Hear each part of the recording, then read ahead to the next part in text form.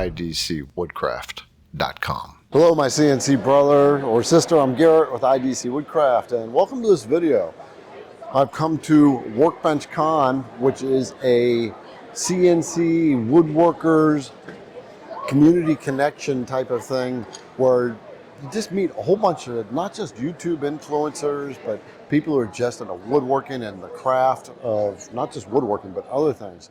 And so we're here. Figured I'd show you a lot of footage of what we're doing, some of the amazing people that I have met that you already know, people like Izzy Swan and Andy Bird that you've been watching on YouTube, but there's a whole lot more that I'm going to be bringing onto the IDC Woodcraft Wednesday Night Live. But let's just kind of show you some of the stuff that we've been doing and some of the businesses that I've been connecting with to bring new innovative products to you to make your CNC and woodworking journey even more fun, easier, and more productive. So let's check out the people I've been talking to and what we've been doing. Let's go.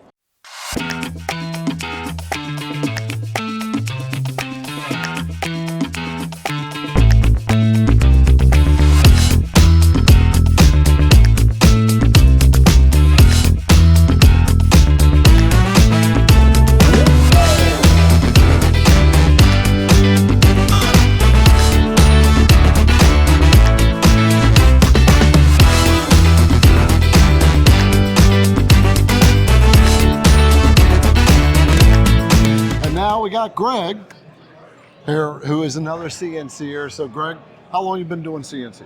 Probably about a year. And what machine you got? I have two actually. I have the Shapeco 5 Pro and I just purchased an Avid 4x10. You've got an Avid, stepping up. I haven't used it yet. 1 year and you've already got two machines. Yeah. All right, like that. So what got you into CNC? Really just the ability to basically make anything you want. Yeah. Just create a design and cut it out. And it kind of gives you another worker in the shop where I can do other things while it's working. That's the cool part about it. And it's cheaper than it would cost to hire you to come work in the shop. Right, right. So you do this, is this a full-time thing or is it a hobby work? I feel like I work full-time hours, okay. But no, it's a hobby. I have a full-time day job. Okay, okay. So it's like your day job, then your CNC, and then your wife kind of thing? Or and then the YouTube content creation. Yeah, and then YouTube, right. He's a tuber. Right. So, all right, so a year. So what's it like for you now with the CNC? It's great. It's the reason I got the second one. There's just so much potential with the CNC that you probably don't realize until you get one and just play with it. And that's what I did to begin with. I literally just started playing around. Wow.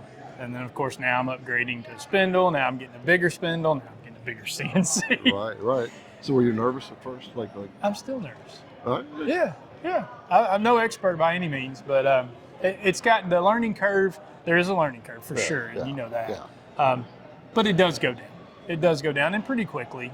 It's not too terribly bad. Okay. So what would you tell someone who is thinking about it, but going, I don't know if I can do this. You know, maybe they're seeing it as like we all go through. That's an easy answer. Okay. Just buy one. Buy one. Try it. That's all you got to do. Yeah. If you got your laser beams on it, you might as well just dive in. Yeah. And what about the support? What about the people in the communities? Oh, it's unbelievable. I mean, unbelievable. You can reach out to anybody. I've reached out to Garrett in the past and, ask him questions. He immediately will respond back. The manufacturers are great. Just about, I've talked to several of them, being a YouTuber, I've talked to several of them. All of them are just amazing people. Can't complain one bit about any of them. All right, yeah. So go for it. I'm Garrett with IDC Woodcraft, and we're at WorkbenchCon, and we're stopping at one of these booths here with Total Boat. It's epoxy, and this is... I'm Megan. And Megan's going to give us the basics of epoxy, because I don't even know epoxy, right? So if this is just from a beginner's perspective, and so Total Boat is going to tell me as a beginner and you as a brand new beginner what we have to know just to start off with. Absolutely. So For CNC projects, you're definitely going to want to be using high performance epoxy. That's a great option. You can pour it out to 1/4 of an inch at a time. So if you're doing any inlays, you'll have a great results with that. Okay. And that is our resin right here, high performance epoxy. We have 3 different hardener speeds. We have slow, medium, and fast. For CNC project, you're probably looking at using either medium or slow, so that way you got the work time to be able to get it in the project and without any issues. Okay, so what's the difference between slow, medium, and fast? So slow, you have about a 40-minute work time. Medium, you have about 20, and then fast, about 10 minutes to get your project done. Okay, so work time means what? Define work time. So work time is the amount of time you have to use the project. So in that case, you have 40 minutes from when you mix part A and part B together to use the resin. Once you hit that pot life, the end of it, the epoxy will start to go through the chemical change and start to cure. It becomes tacky, it becomes hard, so at that point you can't use it. You can't pour it or do Exactly. anything. So you want to have it in your whatever. Yep. And so you said that the medium and slow are the ones that, as CNC, you'd want to work with? Yes, absolutely. And why is that? And that's because you have a little bit longer of a work time with it. Okay. So that way, as you're pouring into the intricate areas, if you have a very detailed project, you're not worried about that 10-minute window of like, oh God, I got to get this in. You got a little bit more leeway with it, which is nice. Okay, so what's the case where you'd use the fast? Fast, really good if you're doing like a small fiberglassing project actually. So say you have a surfboard, you have a boat or something that just needs a quick repair, small little area, 10 minutes is all you need. So bing, bang, boom, you're done. Okay. Yeah. All right. And then, let's see, what as a epoxy dummy, I'm thinking of what would I ask next? Because I'm that dumb when it comes to epoxy at this point. Yeah. So it mixes in parts. This is like a 1-to-1 ratio type of thing? So the high performance I've been talking about is a 2-to-1 ratio. Okay. So 2 parts resin to 1 part hardener. Okay. We also have pumps, which is really nice. So they're pre-calibrated. So 1 pump of each will give you the correct 2-to-1 ratio, which is nice. So you don't have to worry about being precise on your measurements. You can just rely on these. Nice. Yeah, Nice. makes a big difference. And then what about dye, color? Yeah, so dye and colors, we have some options in the Total Boat line. We have something called pigment dispersions. They work really well with our epoxies, all of them. And they're very concentrated, so just a tiny amount will give you like the perfect opaque finish. Like a drop. Exactly. You also have alcohol inks, which is more of a translucent finish. Okay. And a couple of drops of those will make it just like a nice little tint to it. You can add a little bit more if you want a little bit darker. The cool thing is too, you can mix these together, which is fun. So you can kind of get fun with your color choices. So when I would mix these, I would, when you pour the epoxy and the hardener together, right? Is that the right way to say it? Is that the right term? Yep, you have your part A, which is your resin. Okay. And then you have your hardener, which is part B. And that says resin too. Oh, not resin. One of these places we have a hardener. There you go, hardener. Okay, that's the hardener. That's the hardener. Okay, so what do you pour first? So with this, you can use one of our, we have our mixing cups too, which is awesome. So on the mixing cups. Total Boat. Yeah. On the mixing cups. I'll put a link to their site down below in the description of the video. So we have our mixing cups, and if you see here, you have your 2-to-1 ratio. Okay. So explain that. So you have your 2-to-1 ratio since you're using a 2-to-1 epoxy. On this side is for your resin. So say in total you're looking for this amount of epoxy. So in the first column, you're pouring your resin up to line 4. And then when you're ready for your hardener, you move to the next column and you match the number. So you would fill your hardener up to that number 4. So always match 3, 3, 2, 2, 1, 1. First column is always resin. Okay. Second one is always hardener. Okay, so you get the dummy chart here. Yes. Yeah, Yep. right. So if you don't have our pump system, you have the cups to help you out. And so, what about exothermic reactions? Yep. So how does somebody avoid that And what, first of all, what causes it, do you know? So an exothermic reaction could happen a couple different ways. Improper mixing, improper ratio. So if your ratio is not precise, there's a good chance that can happen. Okay. Also, if you're pouring your epoxy too deep, that can especially cause it to overheat.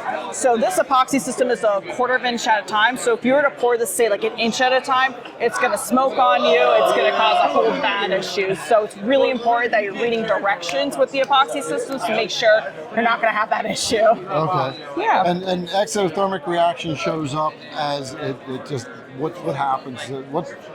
Like when it happens, what's your epoxy look like? Is it all bubbly? So it will start to smoke, which is really bad. So if your epoxy starts to smoke, you need to make sure to get it outside because it's a chemical at the end of the day and it's not good to inhale those fumes. And it will also become very bubbly. It could yellow on you as well. So it really just depends on your situation. Okay. And so never, with this here, is never more than a 1/4 inch at a time. Yep, so. But can you pour, let it cure, then pour more? Exactly. And Yep. So what's the time frame? So if I'm using like a medium, I do a V carve in my project. Yeah. And then I pour 1/4 inch. Yep. But let's say I got an inch to go. Yep. So I pour the 1/4 inch. How long do I have to let that sit before I can work with the next? So if you're using the slow, about 4 to 6 hours. And the way to know you're ready for your next pour is that it's soft enough to indent with the fingernail, but it's not tacky to the touch. You're ready to go for your next pour. Okay. And for medium, it's anywhere from about probably 2 to 4 hours, and fast obviously will be quicker. But if you don't want to do step pouring, you could also use one of our deep pouring epoxies as well. We have 2 different versions. One is our thick set, which you can pour 1/2 inch to 1 inch at a time. So if you're, say, you have a deep pour for your CNC project, you can do it in one shot, which is really nice. Okay. Or we have another one called Fathom, which can go 1 to 2 inches at a time. Oh, 1 to 2 inches at a time. Yeah. Yep. Okay. And that's a slow, right? Yeah, so that is a very viscous material, so it's very thin, so the cure time on that is much longer compared to high performance. Okay. So that's like for a cure, so it's not tacky, it's not sticky, about a couple of days. Okay. All right. And so is this sold direct from you guys or Yep. Amazon? Or We're on Amazon, we're on our website, totalboat.com. buy off their website if you can first. But, Yeah. okay. Total Boat. So I had not heard of that brand before. Yeah. But I haven't been a lot in epoxy. Yep. So this is like a sample here. Of what, Yeah, so this is a great example. We actually just launched a new product today called, it's our version of a CA glue called Total Bond. So we used it to adhere to this, which is fun. So come on in. So is this one pour? So this, I believe, is our high performance, and this is one pour. And we used our CA glue to keep that in there so it didn't float up. Oh, I got you. Yeah. So you didn't have a reaction with your glue, right? Nope. So you got your own CA glue? Yep. You got the accelerator sprayer with We it? do. Yep. Okay. Yeah. Just launched today on our website. Oh, really? Yeah. Huh, I might have to check that out. Yeah. What else would you tell me or anybody who's watching as a brand newbie, not wanting to get into this, but they just don't know what they're looking for? Yeah. What would you tell that person? The biggest thing is don't be afraid to make mistakes, I think, because you want to just dive right into it. Just be careful when you're starting to use the product. Always make sure you're reading the data tech sheet, you're reading the back of the labels. We have really good instructions on our bottles. We also have loads and loads of information on our website. We have YouTube videos as well, so we try to really make sure we have a plethora of information out there so everyone has success with products. We'll link their channel down below in the description. Yeah. What else? What else? Other biggest takeaway. Yeah, don't start off with a finished project. Yes. Like, just carve junk and then play with it that way, right? Yeah, so another good thing, you just want to make sure that you're always being safe with the product as well. Proper ventilation, if you're in a tight enclosed area, make sure you're wearing a respirator as well. Safety is always number one, which is important. Okay, so it does outgas, it does have fumes. Yeah, it is a chemical at the end of the day, so you need to You're make sure you're being getting safe. reaction. Exactly. Okay. Yeah. All right. Well, very cool. Thank you. It was great talking to you. Megan from Total Boat. Nice meeting you.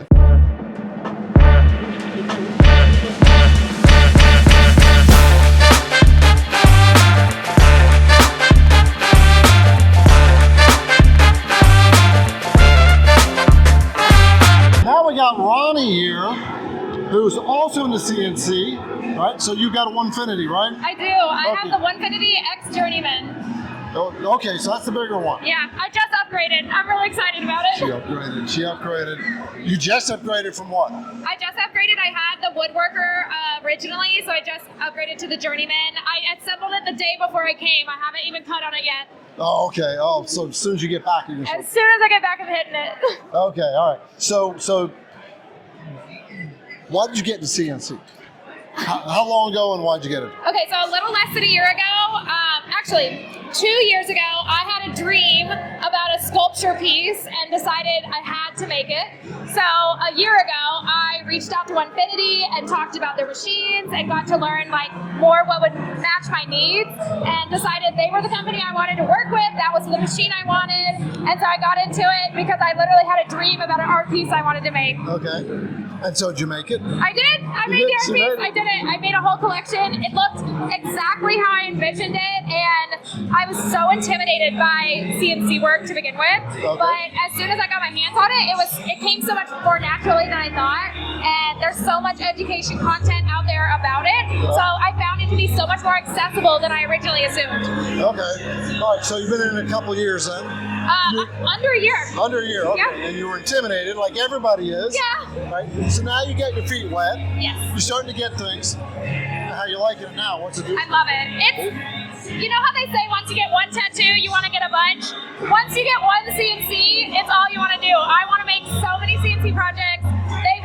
Onefinity's thing is like one machine, infinite possibilities. And I see why they have that as their slogan, because the possibilities of CNC machining is endless. You can make literally anything, and now with 3D, like 3D making as well, you can literally make anything you can dream up. You can make it on the CNC. It's so endless.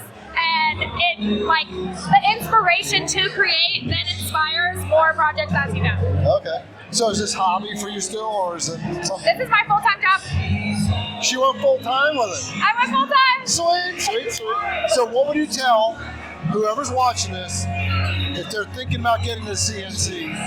What would you tell them? Because they're scared too, right? I know. So what would you tell them? Let's see. Okay, my best advice if you're wanting to get into CNC machining is that the price tag is the most intimidating part of it, and it's worth every dollar of the investment if you're willing to make it worth it.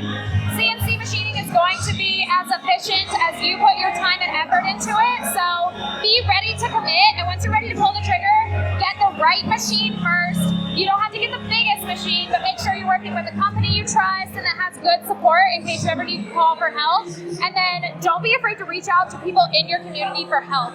Everybody that works with these machines are just makers like you want to be, so it's not as intimidating as it seems, and most people are going to be willing to help you out if you ask genuinely and nicely. What a way to put it. Great job. Thank you. Thank you so much. All right. Sister CNC. All right. Next.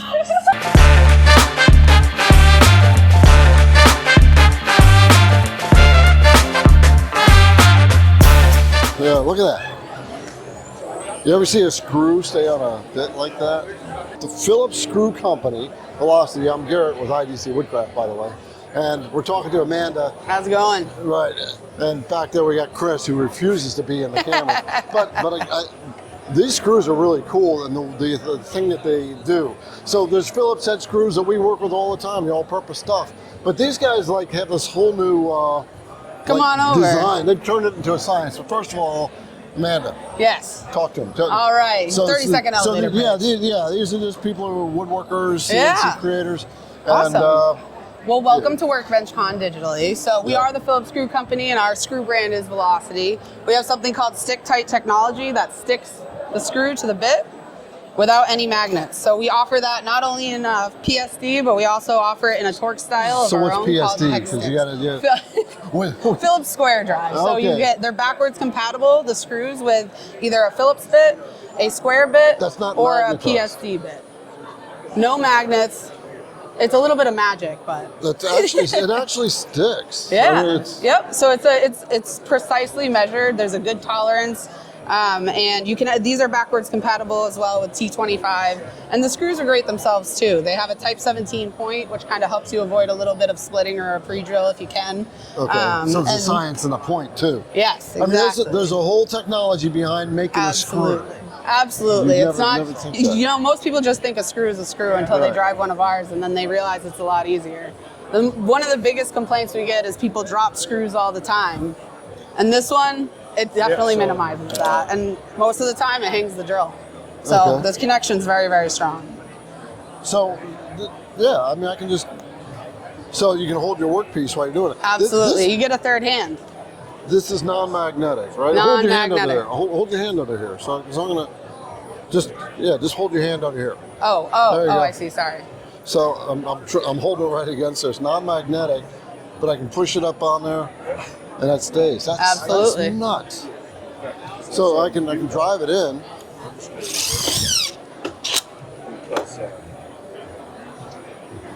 No more dropping screws. Yeah, no more dropping screws, and puncturing tires as a result. Okay, so go ahead. Let's talk. Yeah, sure. So you can get a little bit of a zoomed in look right here. So this is our Phillips square drive recess. We have what we call ACR ribs. That's right here. And the stabilizers right there. That keeps your no wobble. And then when you put it in, it clicks in and then it sticks tight. So, and then right here is our torque style, same thing. So this is your standard, you know, T20, T25. It has a little bit of wobble, which doesn't make good for angle driving. But when it's our hex sticks, which is precision, it's a lot less wobble. So you can drive at any angle. If you have to hold the material, you basically gain a third hand because you can install it with one. You don't have to fumble with the screw.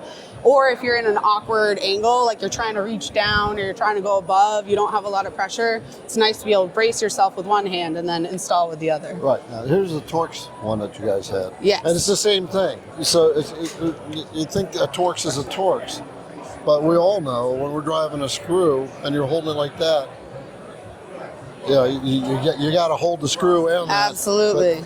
Absolutely. Wait a minute. There's Hey, there you go. finally. All right, you dropped a screw, you did it. Yeah, but Took a little bit of effort. that took a lot of work. Yeah. Okay. So is this like So what we offer is we have our site packs. We say these are good for houses and homes, having around the house. You've got your exterior contractor pack. It's got a couple of deck screws in it, and then an assortment of exterior screws. Yeah. And then this, we're going through a little bit of a packaging change. This is our old packaging. It'll switch to this soon. But this is our interior site case, very similar. It has a bunch of different sizes for interior. We have pocket hole screws for our woodworkers, as well as cabinet screws as well. So those are square drive with that stabilizer rib. So this right here, this is PSD, but it has the stabilizer rib right there inside of those. okay. And then our cabinet screws are right here as well. And we offer these with the torque style because it seems like that's where the direction of So these aren't your standard all-purpose screws that you're going to pick up at No, Lowe's they're or- very high quality. Yeah, we call ourselves the premium wood screws. That's And nuts. we're the experts. Yeah, You know, so we have expert technology. Chris, who is he's helped invent the new technology that's coming out at 2:30. Okay, so tell me, what drives a company to make screws like this that just So we're all about the customer. You know, the reason why we're here at WorkbenchCon is to hear what issues people are having and improve their experience with the drive system. So we like to say we nerd out on the drive systems just because it's what people need at the end of the day. You know, when people are installing and it wobbles, it takes time, it takes frustration. I mean, I still have scars from screws. I still have scars from screws that weren't ours, that when you go in and it slips out and it's slips out and the driver goes right in your fingers. Yes. That takes a lot of the effort out of it. This really does take a lot of the effort out, and no, I mean you got to give it a little pressure to get it to snap in. Yep. No, absolutely. That literally snaps in. Yep. And I can feel it, and then there's a bit in every single box, so it's not something that you need to purchase. Every box you buy will come with a bit, so if you're using screws a lot, you'll probably have a decent collection of those. Okay. So where can you find these? You can find these right on Amazon. We have our own storefront, and we can drop the link below. So before we go build something, they have a challenge. Yes. What's the challenge here? All right, so you have 30 seconds to install as many screws as you can. Okay, so if I get the most in, I become the winner, right? Yeah, you get a pretty hefty prize. All right, then what's the rule? It all has to be sitting like that, is it? It's up to you. You can set it up so you can start with the screw on the bit. Okay. You can hold screws if you want. I'm letting people start however they want. Okay. Get comfortable with it. All right, I'm ready. All right. So you on just your do- marks. Get set. Go. All right. Oh my. Come on, Garrett. Uh-oh. Bingo. Here, I'll hold this. That's okay, we're doing good. I got a... 10, 9. So here's the thing with the speed challenge, is I don't have to hold the screw, but I have to be careful. So, dang. How many we get? So, 1, 2, 3, 4, 5, 6, 7, 8. Ooh, all right. We're And I starting would off have with had 8. 2 more if I didn't slip off. And so, When you rush, you When I you rush, start I'm to not- shake I'm not a little. pushing it on. Yeah. I'm not pushing it on. This is ready. Here, I'll give you. So I feel I'll like give you my demo. I feel like I'm average. Okay, so this is your demo.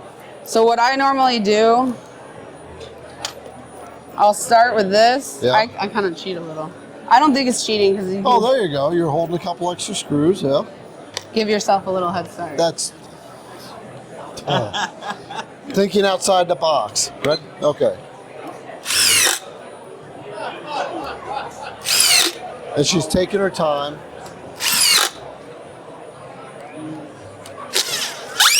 Oh, the battery? Uh-oh. Already?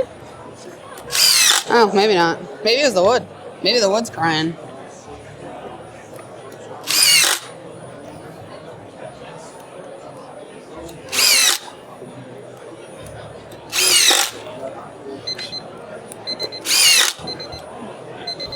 Two, 4, 6, 8, 9. Show the winner! First place. Yeah, I got to practice. That's not Right, fair. right. No, wait, we got to put his name down. I know, yeah. All right, Oh, so Okay. you need to ceremoniously put your name down. All right, so why don't you put your tag, because I think a lot of people might have the same first names. So put your business name. So which one? You can just throw it right under here for drywall. We'll have pressure treated later today. Okay. IDC. First on the board, I like it. Yeah, all right. And then we'll throw No, 8. What was it, 8? 8. All right. Right now you're in first. Yeah, oh! 8 screws in 30 seconds. Pretty good.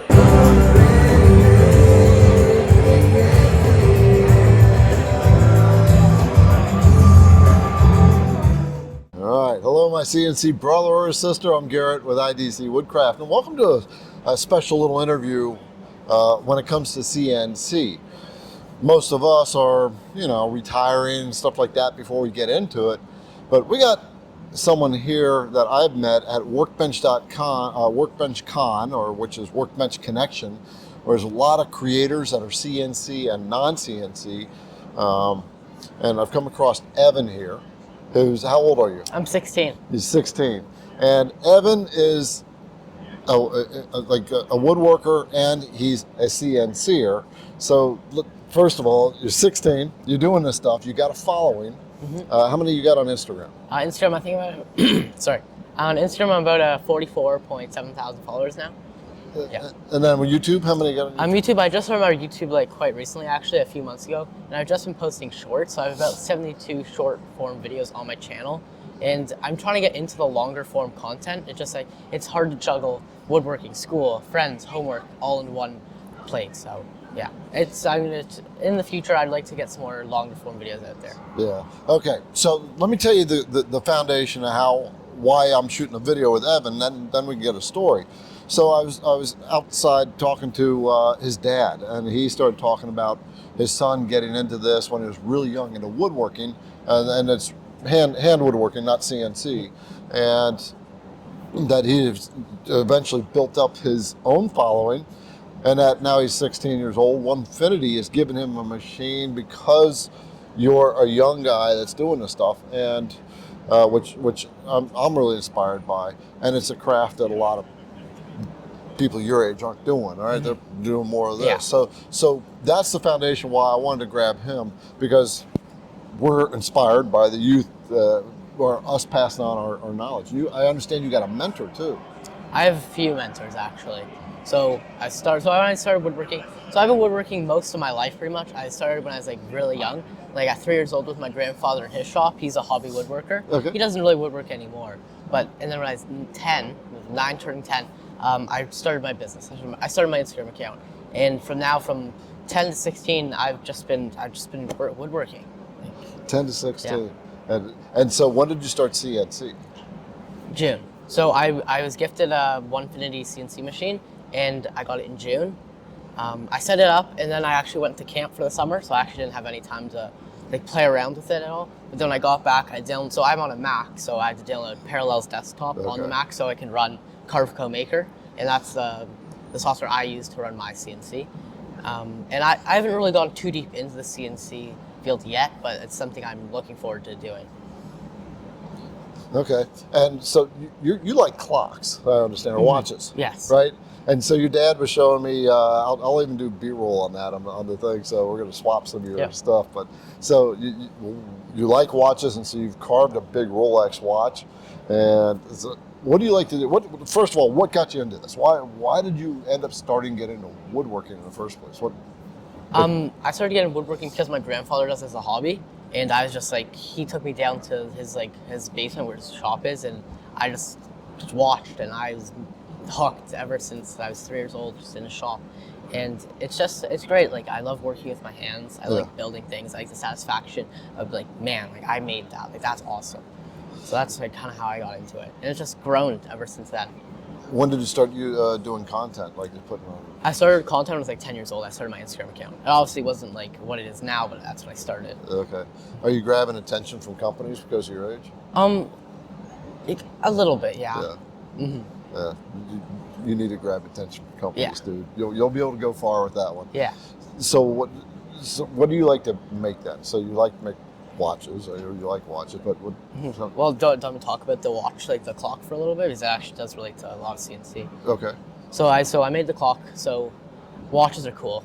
Like, not much else I need to say about that. And the Rolex Submariner is like one of my favorite watches, and I wanted to make like a clock, like Submariner clock. And I was looking at pictures. I pretty much designed one like to scale, like a model of a Rolex Submariner Smurf is what it was called. So blue bezel, blue dial. So I cut the dial out of the CNC, just a 20-inch circle, and then I cut the bezel out. That was a 20-inch circle on the outside, and then I think it was 1 3/4 wide. Yeah. And then me and Stone from Onefinity, he's great. I hopped on a Zoom call with him, and he helped me program to cut out all 60 of those little like notches on the bezel, and that was like really neat. And I cut out all the little letters and pieces on my laser. Okay.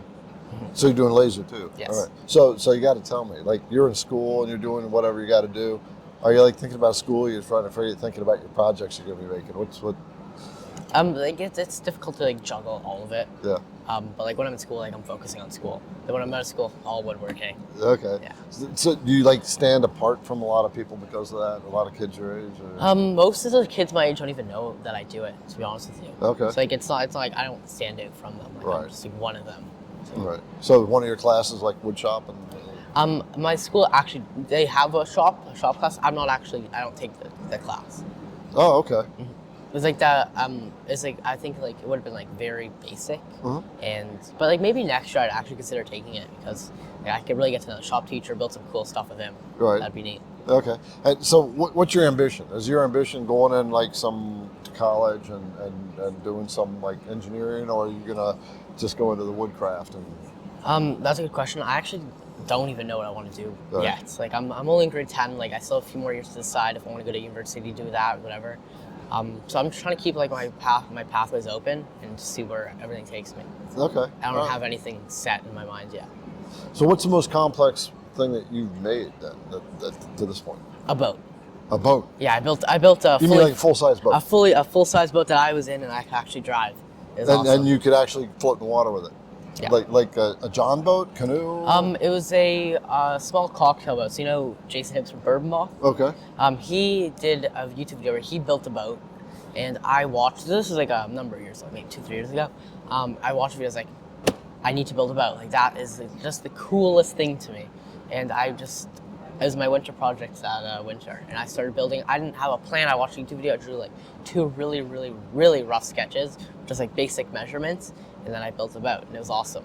And it was like, that was probably my favorite project because it was a huge learning curve. So I've never built a boat before, and I just had a great time like building it, like just cool experience. I'd like to do it again eventually. That's cool. And have you had it in the water? Yes, it was Yeah. in the water a few years ago, like when I finished it. I don't know where it is now. Okay. I have the motor, so if I want to build another one, I can do that. You got another big project on the plate that you want to do?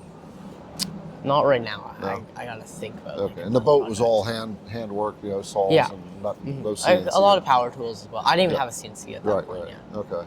So what are you going to do with the CNC? What's your plan? I really want to get into like 2D, 3D work, like on CNC. I just really have to. The thing is, right now I just have to really learn the software, the Carveco Maker. Because right now I'm not like too familiar with it. I've only done like a few projects, so I just want to learn that, and then from there I can really branch out and figure out what I want to do with the CNC machine. Okay. Well, that's very cool. It's inspiring for me. Obviously what you're doing is a craft that not a lot of people are doing these days because technology. So I mean, you got kind of a little niche that you can create. You know that, but it's just very cool to see somebody. And thank you for taking a few minutes No to worries. talk. Thank you for having me. And inspire people that are watching this channel. Most of those that watch my channel are my age, and so it inspires us when we see young people going into it. So, all right. Well, thanks, Evan, for taking a minute. Thanks, Gary, for having me. 16-year-old woodworker, man. He's going after it. Thank you. idcwoodcraft.com